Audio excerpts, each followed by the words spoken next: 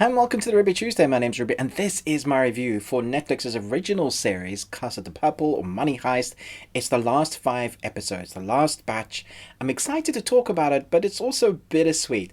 Let me know in the comments down below if you're excited to watch them, if you haven't watched them yet. Who is your favorite character? But once you've watched it, let's chat in the comments and decide.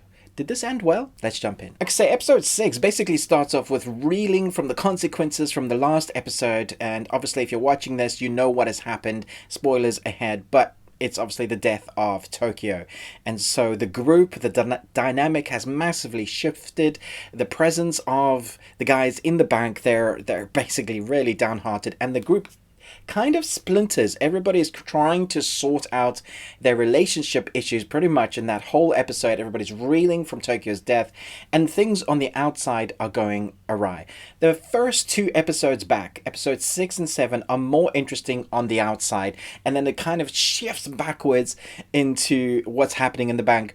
And then we watch what the cops, the vile cops, and obviously the mayor, who's in charge. We watch him, see what he's up to. It really feels like the professor has lost his touch in this.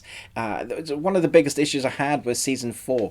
What the first 3 seasons of Casa de Papel or Money Heist brought was that you always felt that the professor was 10 steps ahead. So when things went wrong, he had a plan, and he had a backup plan, and he had plan C, D, E, and F. And season 4 just really felt like things were slipping from his fingers, which is why characters started to die off. You obviously can't control every circumstance. You can plan for these, but sometimes you just can't control or see all the moves ahead. Even master chess players still get things wrong or still get beaten because you can't strategize everything. You can try your best to plan for it, and that's the issue that they came up with. But I was left feeling like the guy that I held up in all esteem, going, yeah man, he's definitely got something up his sleeve. Season 4 left me feeling a bit like that. And then the first bunch of episodes of season 5, I was like, it just feels the same.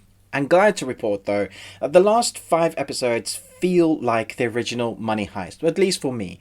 Plans are put into place.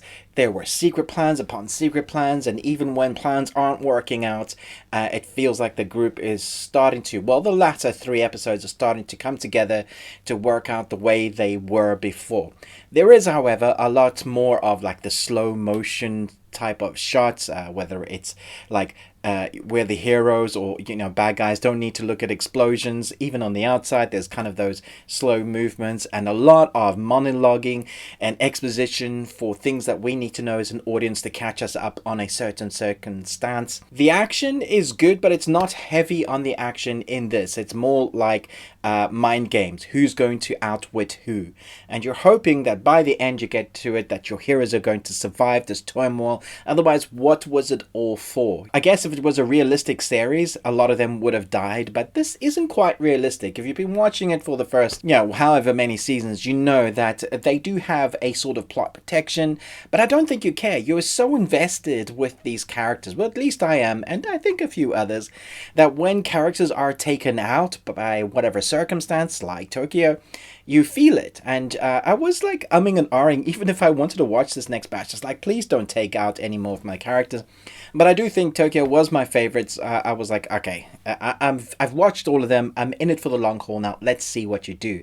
And when we get to that last episode, it's still very heightened in its tension.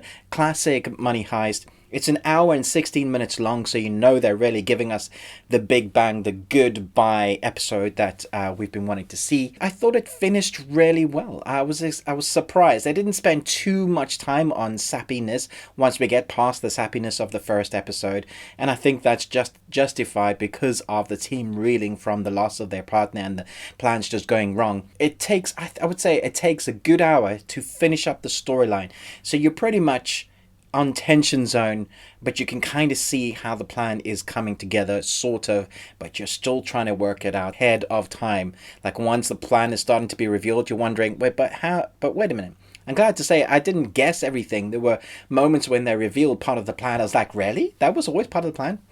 I guess that could happen. They show it, but I don't know that it's always believable. Probably don't care because you've been in it for the long haul. You just kind of want to see the Jack Bauer characters be happy for once. You know, how many seasons of 24 did you eventually watch going, oh my gosh, he's going to go through another one of these days? You want these guys that you've been through this massive journey with to finally, you know, get some happiness. I'm somewhat satisfied. I would have liked everybody to be happy. Some of my favorite characters got taken out along the way. If I had to rank it, I'd probably go 1, 2, 3, 5, and 4. I do think 4 was the worst. I think 3 started to get a little bit wobbly, and 5 came back stronger at the end. But it definitely started. Those first 2 seasons were the strongest of the bunch. I still liked where they ended up, and I'm glad it finished and they didn't continue to drag it out. Let me know your thoughts below. Did you enjoy these last few episodes? Which is your ranking? Like, what are your favorite series? How would you rank them? Let me know in the comments. Thanks so much for watching, but most of all, until next time, remember, live long and Tuesday.